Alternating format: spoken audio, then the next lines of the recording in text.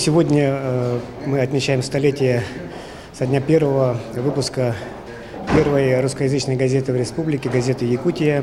Это мероприятие мы планировали провести в начале апреля, но в связи с трагическими событиями, с терактом в Санкт-Петербурге, было принято решение коллективом редакции перенести. Ну и сегодня, 21 апреля, мы проводим в овальном зале. Сегодня будут награждать нас, будем вручать подарки и мы. Газета живет, газета развивается, газета становится народной, выходит большим тиражом, доставляется во все уголки нашей необъятной родины, Республики Саха-Якутия. На мероприятии, конечно, присутствуют действующие журналисты газеты, вся редакция, ветераны, которые в разные годы, полгода назад, несколько лет назад работали в газете, ветераны, легенды, которые проработали несколько десятков лет в газете, на которых мы ориентируемся в своей работе, чьи традиции мы храним и развиваем. Отработал в газете, по-моему, 45 лет, может быть, чуть больше. А с газетой получается, что я полвека, потому что в 1966 году еще я приехал сюда на практику, а через 2 года стал работать. И тогда я был, по-моему, возможно, даже и самый молодой в газете. А теперь я самый старый и такой востребованный, что даже вы меня спрашиваете все, что... Вначале мне повезло с коллегами, потому что я пришел после университета, я, в принципе-то, ничего не умел делать. Все это они меня учили, помогали освоиться.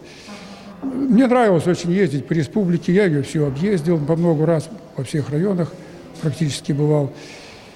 Я не жалею, что такой выбор в моей жизни оказался. Сейчас 100 лет – это, конечно, огромная дата.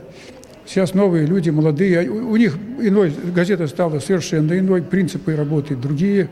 Я не знаю, смог бы ли я сейчас работать даже, потому что сейчас это не то, что я компьютера боюсь, я компьютера не боюсь, я его освоил вполне прилично, я даже умею печатать, не глядя на клавиатуру, что, правда, заставила нужда меня, с глазами есть проблемы.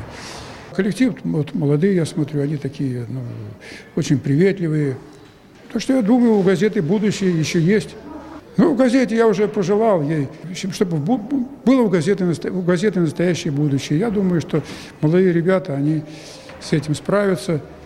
Газета все-таки будет еще жить. Пусть, тем более она уже начинает в виртуальный мир переходить, осваивает его, и там у нее пусть получится все хорошо.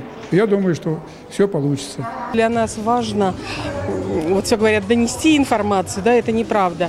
Нам важно высказать свою точку зрения и объяснить людям, как действительно верно, что действительно подразумевает тот или иной закон, что значит то или иное решение руководства республики. Вот это самое главное для журналиста. Амбиции – это так.